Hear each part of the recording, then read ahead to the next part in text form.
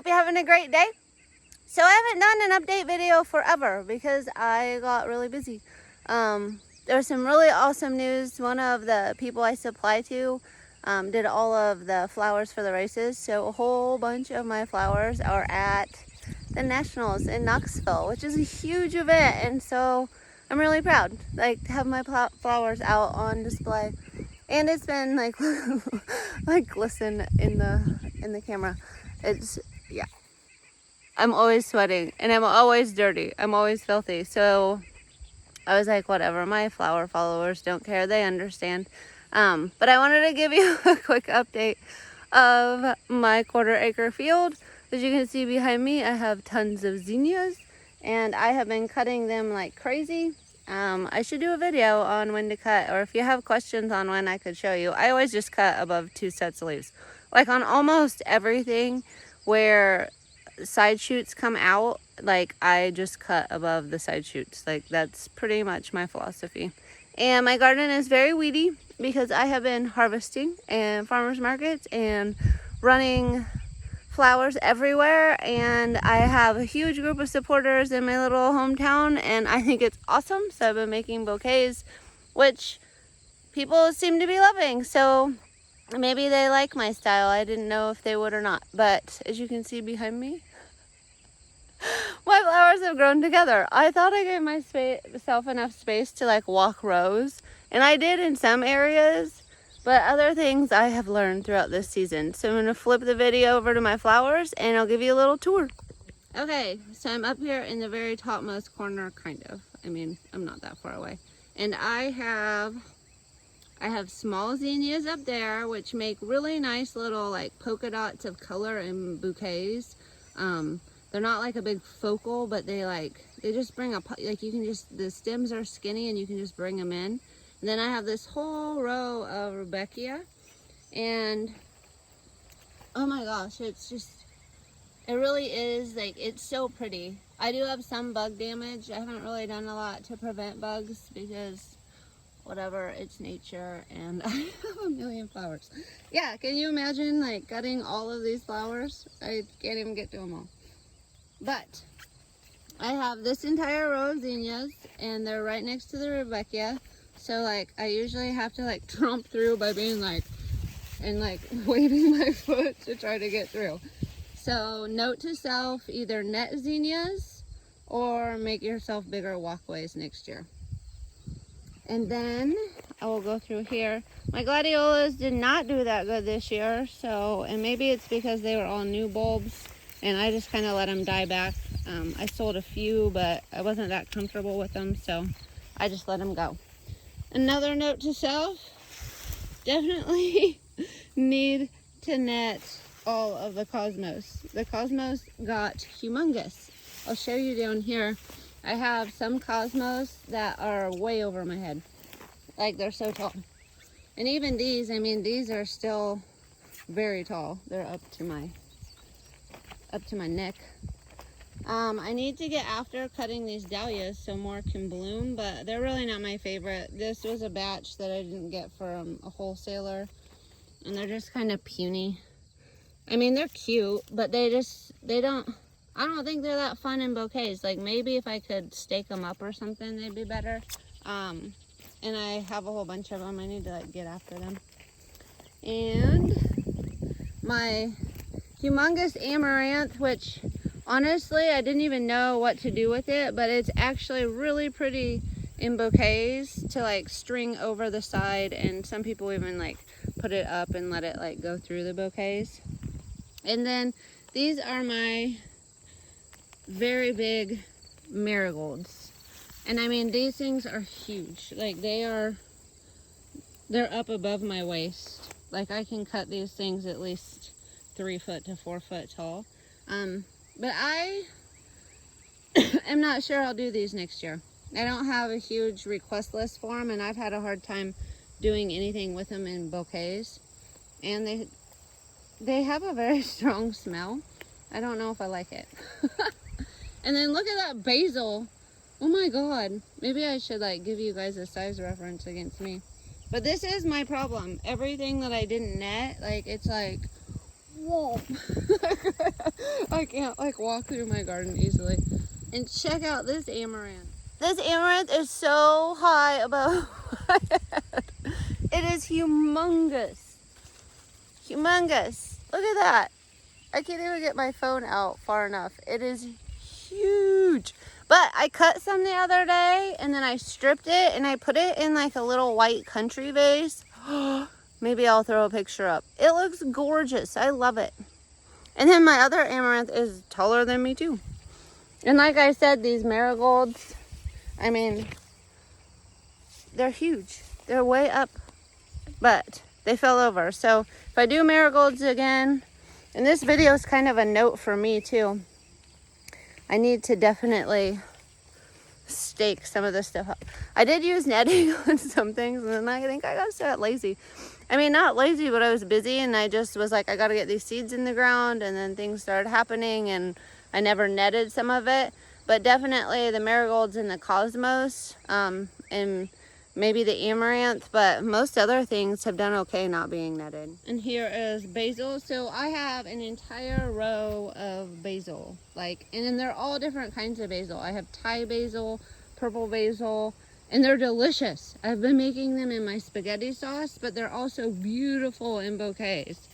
Like, I love this stuff in bouquets. It just makes pinks, and it makes all the colors just pop so much, but it does give it more of a fall look, or a dark gothy look, but I love it. And I should have staked these. But oh my gosh, aren't these beautiful? Aren't those awesome? Oh, I would love putting these in some bouquets. I really should do it. They just look really cool. They kind of look like brains.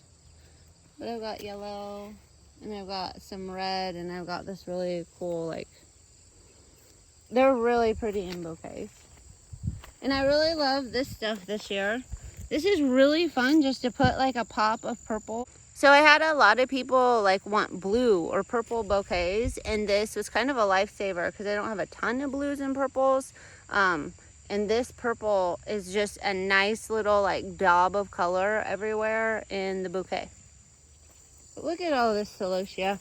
I did clear out a path for myself, yay! So I can come in from this end over here and walk down to my amaranth or to my celosia, because I've been using celosia quite a bit. And then look at these cosmos. These cosmos are way over my head. And I love them. They're so airy and just so pretty in bouquets. And then I have, of course, another entire row of zinnias. They're so pretty.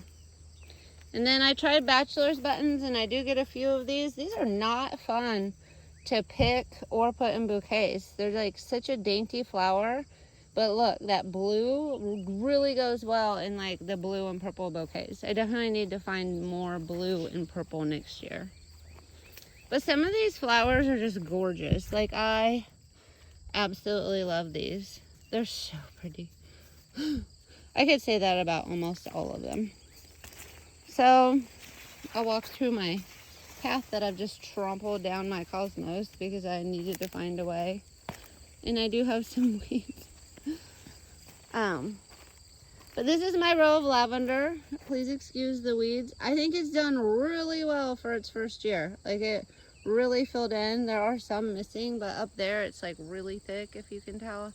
I planted some more. I did some succession planting of more zinnias, some cosmos. There's a little patch of lavender that I'd put in.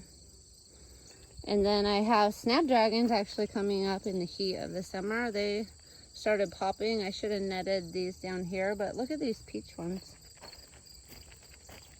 They're so pretty. They're like a double bloom, so it's like a bloom inside of a bloom for a snapdragon.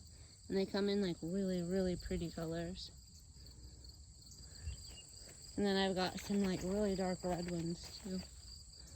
They're just really pretty. And then over here, something that I had no idea would be, this is a bunch of baby's breath. I think it's actually starting to pop. And then that baby's breath down there. I've had some florists say that they really like this baby's breath. I learned them using it. So they just know more than I do. But they think it's really pretty and dainty. And then I have a ton of this blue ageratum. And there is some white and pink mixed in. And some of it's going to seed. Ooh, I came in and cut all of this. I just chopped it off because I was like, I wonder if I just chop it off if more will grow. And look at that. It looks like it will, which means I should probably do that with all of this in here. That, see how it's going to seed? Should probably just chop it all off.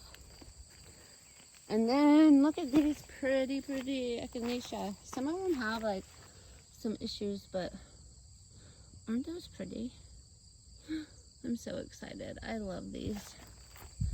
These are one of my first flowers I ever grew that I really love. And they're huge. Like, look at this. This is my hand. It's like a huge, huge flower.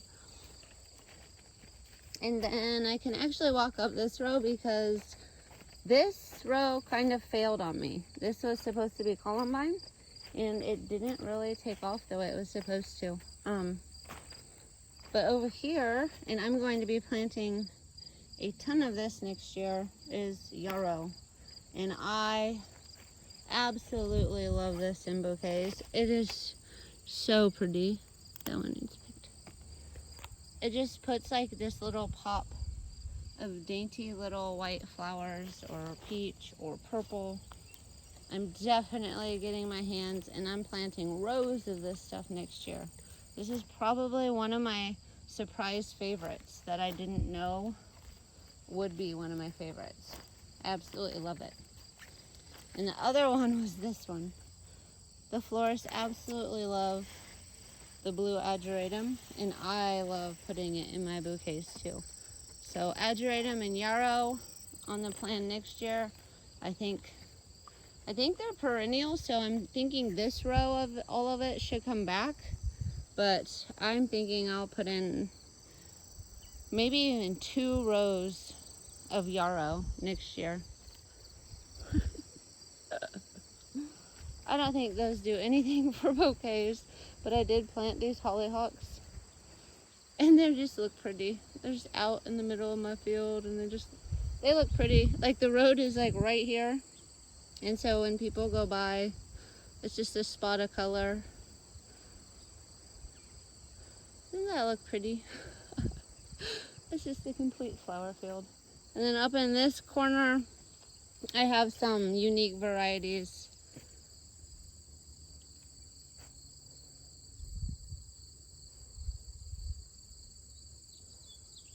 Aren't those pretty? They're so pretty. I did have somebody say they didn't last that long in a bouquet. I think they don't like the cooler, because I put them out in a vase, and they lasted well over a week for me. So I think maybe they just don't like being cold, and usually when people put a bouquet together, they put it in the cooler to keep it longer. So I do have some work cut out for me. I need to get some of these weeds out of here. These are cute little flowers too. Never can think of the name of them. And then as soon as I get past them, I'll probably think of it. And then here is an entire row of snapdragons, which are getting a little bit taller, but they were kind of duds. I thought these were supposed to be like 3-foot snapdragons, and I'm lucky if I get 8 inches to 12 inches off of them. But, you know, I have cut them. I was cutting them and just giving them away for free because I didn't want to waste my little flowers. And I had people tell me they were easy to use, but I don't know that they really want to buy them. Like, they'd rather buy the big ones, and it takes quite a while to cut like this entire row. So I just decided I wasn't going to do those anymore. And then these are my succession planted zinnias. God, I love these green zinnias in bouquets. They are amazing. My lavender, which actually flowered this year. Isn't it pretty? It's just really short because it's its first year. This will take about 3 years to mature. And and I do need to get after the weeds. I thought of doing a video after I had weeded, but I never ever get it all weeded, and then I never do videos. And then, do you guys remember when I started seedlings in my house in January? And I had nightmare after nightmare after nightmare, and I never thought I'd have any flowers after them. These are my Lysianthus. They are the longest growing flowers ever. And they took away any vacation I may have ever had this year. So I'm not real sure about them yet. Because they're kind of expensive if you price them out to people. And honestly, everybody's been loving the zinnias. They're just more like natural or pretty or whatever. But these are beautiful. They look like a rose. Like, look at those. Aren't they so pretty? Oh, they're gorgeous. And I probably should cut them and put them in the cooler just to get longer life out of them. But this is it. It's just a little itty bitty patch of them. And it was supposed to be an entire row. So, and then here is some more echinacea. They're really pretty colors. I'm having a hard time putting them in bouquets though. And like actually like finding other things that match with them. They're just really unique. I'm not real sure if I'll do them next year or not. Maybe I'll find a way to use them. These look pretty cool. Maybe I just need to do more peachy color bouquets or something. So that's it. I'll try to hold my phone out so you can see everything. That is my flower farm update. It has been, I think this year has been a lot more successful than I thought it was going to be. I didn't really expect to sell very much in my very first year. I thought I would be learning a lot about the flowers, you know, what I want to do in the future, what I don't want to do, what makes good bouquets, what do the florists want, and I have learned a lot of that. I did not stay on top of the weeding, which, you know, maybe I could get like some part-time help or something like that next year.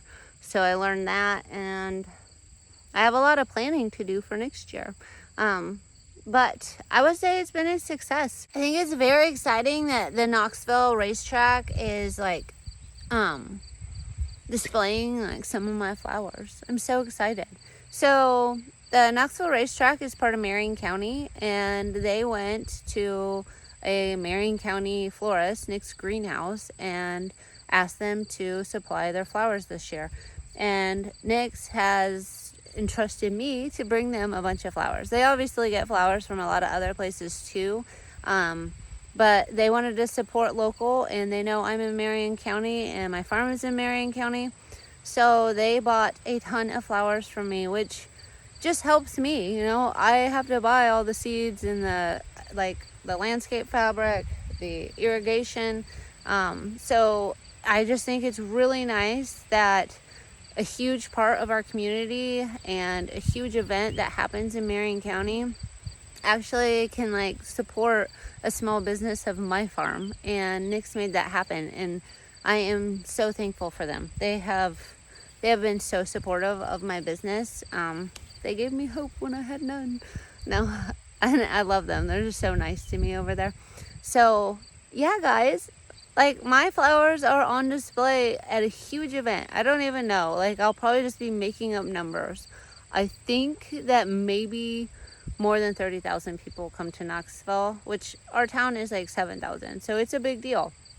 And, you know, they go and they check out all of these things. And I think like the flowers are not only being displayed like for the like queen candidates and stuff, but in the Hall of Fame, there are flowers on display.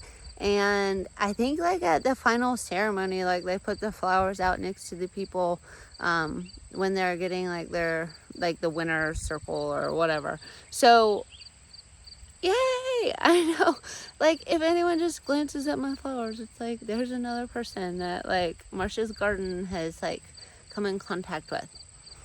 So if you follow me and you're at the races, you should go check out the flowers at the Hall of Fame and just be like, oh, like some of those are Janae's.